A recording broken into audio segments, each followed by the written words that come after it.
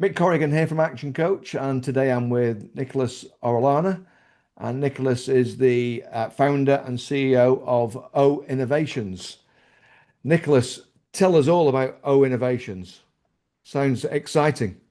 Hi, Nick. Thank you for the invitation first. Well, Innovations is the company behind the O-Wind, the first 3D omnidirectional wind turbine. We developed this back in 2022, sorry, 2018. We put it in the James Dyson contest, and it went well. We won that one, and then we won the international phase of the same contest. And we got attention from all over the world. It was great to see how many people are interested in having this developed. So we started the team and a company in 2019, and we have been developing since then. Right now, it's ready to go to market. We're just prototyping the last commercial demonstrator before we can go to mass manufacturing. So ready to go to market right now? Well, we need to demonstrate full size first, and then start the manufacturing process. So what would be your expectations for launch? In terms of timing, Yeah. yeah, well, it's going to take at least 18 months, probably 2 years from this point to where we can be selling to the mass. Right now, we have the next 6 months, well, first fundraising, then the next 6 months are going to be all about building the first demonstrator, commercial level. We have partners in London that want to install. So we're going to be putting one there to demonstrate for people. Then next 6 months are going to be all about DFM, design for manufacture. So we can prepare for mass manufacturing. And then we're going to start manufacturing and start selling probably 18 months or 20 months, 24 months from now. In the meantime, in the DFM phase, we're also meant to certify it. So we can start installing with planning permission. Oh, sorry, not needing planning permission, being accepted development or whatever it's called. Right. Okay. So when you get to mass production stage, who are you going to be supplying? Who would be your customers effectively? So there are a couple of business models. The first one is to approach councils. Since there's one principle that's very important to understand what this turbine does. In wind turbine macro level, this size, there's very little energy in wind. Even though we can feel it very strong, it's not enough to generate because there are many deficiencies in the process. Not because of this turbine, but for anyone. So it's really hard to handle that way. So whatever you can do with in open wind is not that much. You're going to struggle to make an ROI from that with any wind turbine at all, the most efficient one in the world. But in some places within cities, the wind gets funneled, and that means it accelerates up to 3 times the speed, and that means up to 27 times the energy. And that's where you want to go to make your ROI. But the problem is in those places, the wind is very chaotic. It goes up and down, it goes in swirls, eddies, all sorts of effects, and that's dangerous for bladed turbines. So traditional turbines cannot work there. They are limited to 15 or 16 meters per second, which is not that much. And in these places, you need to harness as high wind speed as necessary. So what this turbine has is not only the capacity to make use of 3-dimensional winds, vertical as well as horizontal, but also a very sound structure, self-containing structure, which is an even spherical. So let me show you this one. That's the shape. So you can take wind from all directions, but also it's a very sound structure. And what it provides is the possibility to harness strongest winds that change constantly speed and direction. And that way we can harness these up to 27 times stronger winds.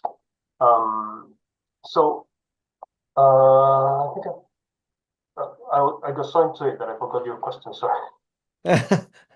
Well, the different types of customers that you're going to be supplying. Right. Yeah. Sorry. Yeah. So understanding that, you think, well, we can analyze a city, a full city, CFD, computational fluid dynamics. They can analyze a full city and understand where these points, the hotspots are.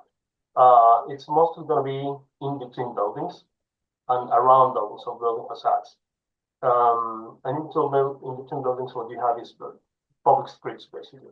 So you need to connect to councils, which is the first step. Of course, we have had conversations with them. We have letters of intent from 6 councils. But the problem is they don't have money to just go ahead and invest in these kind of things, even though they would be very keen to have them. They don't have the money. On the other side, there are companies that are looking for places to install their technologies. The universities and big state developers and brands are looking for places to generate more electricity and to do all this stuff. We have one example in a university in London that are spending millions to go net zero, but everything they have is on top of the roof or behind walls. So even though they're fantastic technologies, they cannot be seen, so the public doesn't know about them, and they want people to know about them because that's part of what they do, right?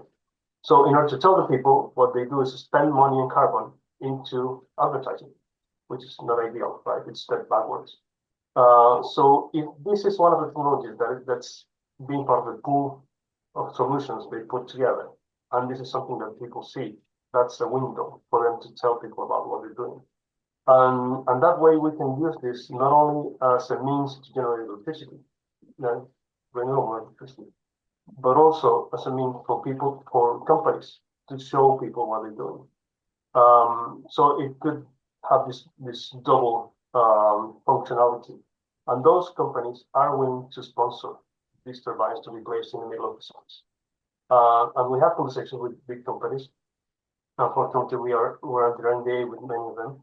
But we know the market is there. So first thing to answer your question is councils in the middle of the cities, sponsors paying for them, and the energy being used by people when passing. So they can charge devices, they can charge these scooters, they can have Wi-Fi connection, lights, and all those kind of public services that we kind of take for granted are provided by someone, right? In this case, it will be this, wayfinding, all those kind of nice things you would like to have. So that's the first vision. After that, we're going to be able, in time, we're going to be able to have a better understanding of how it behaves structurally attached to a building. And that's the second place where we wanted to go, because buildings have these very strong effects and actually are the main reasons why these effects happen in cities. So we wanted to target the building facades because the wind is very strong there and has all sorts of effects that are not really easy to handle by any other wind turbines. And actually, there are examples where even though they go through design processes and they do everything they can to avoid having strong effects happening at the ground level for pedestrian comfort, sometimes they still behave in a different way, and these things happen. So they need to attach new things to the building to control these winds, to temper them. So this has been seen as a possibly one of the means to lower the winds, the wind effects at pedestrian level. And at the same time, you can generate electricity with it. So it would be great to have them as well. We have had conversations with engineering companies and architecture companies. They're all looking forward to have it available to do some testing and see if we can use it. I'm sure they will. I'm sure we will see many of these effects to building facades. So there's clearly lots of interest in this and lots of benefits in terms of where it can be located and the increase in energy that it produces. Physically, what's the difference physically in terms of like the diameter of that ball at the top? How does that compare to the huge expanse of a current wind turbine? So the main difference is that it doesn't have blades.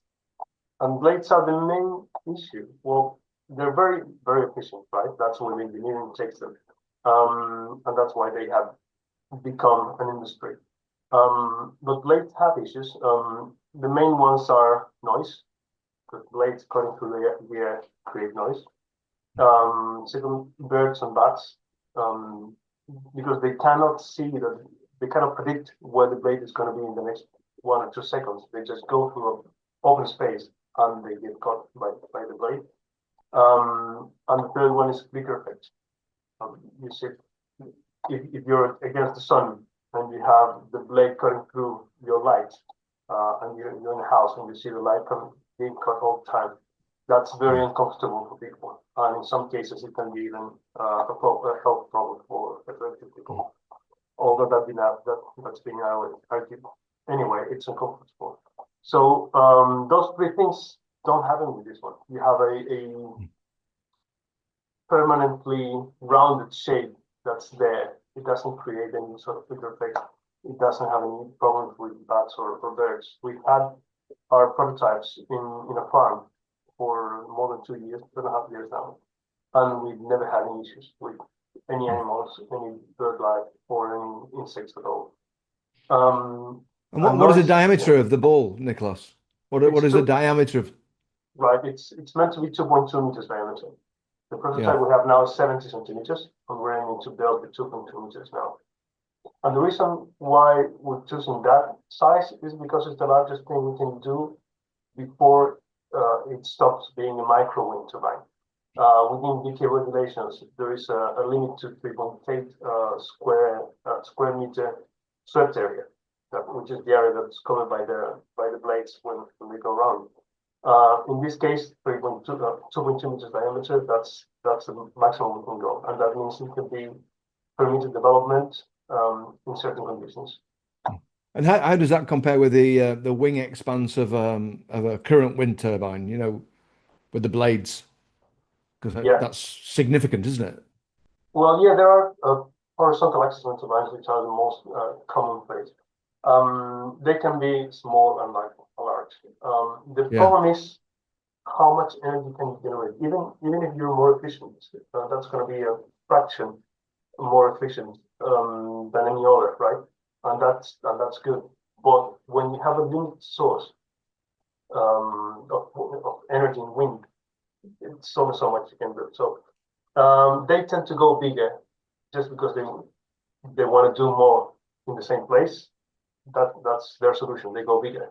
But if you look at the formula for power from wind turbine, we have let me see if I can remember. Size is one thing. It just only multiplies once. Air density only multiplies once.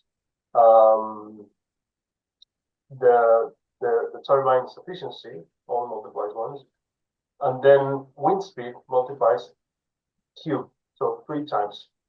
So what you have is size multiplied by efficiency multiplied by air density multiplied by wind speed. So if you find the fastest wind, that's where you have energy. Or otherwise you need to go, I don't know how many times bigger in order to find the same amount of energy. That's why they grow and grow, right? And that's how they compare. They try to find the energy in size, but for that they only do multiply once, right? If you find strongest wind, you multiply again and again and again. Right? That's why we can do a lot more with limited size.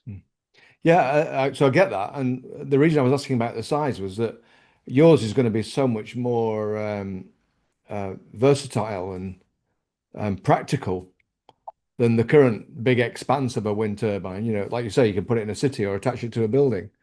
That's going to open up huge opportunities, I would imagine. I hope so, certainly.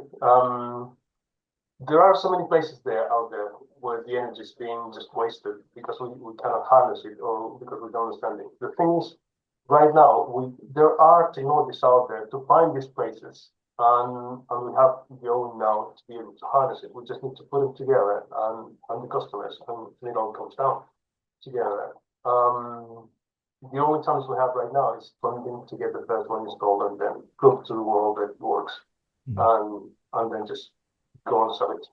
And how is that progressing, getting the funding? Well, we are preparing a crowdfunding campaign, so soon enough there's going to be a lot of advertisement out there. That going well, we're ready to go. 18 months, 24 months, we're going to be there. Nicholas, it's been absolutely fascinating hearing all about this. In terms of the future, obviously the future is um, a blank piece of paper right now for you. You've got lots of opportunity to take this to the rest of the UK and the rest of the world. We expect so. Yeah, thank you. We look forward to having that there. We know people want it. We have around 5,000 inquiries on the website since in the last year. And we're very excited to be able to bring something back to all of those people. Brilliant. Well, Nicholas, I wish you all the best. Thank you very much for sharing your story so far. Thank you for the invitation.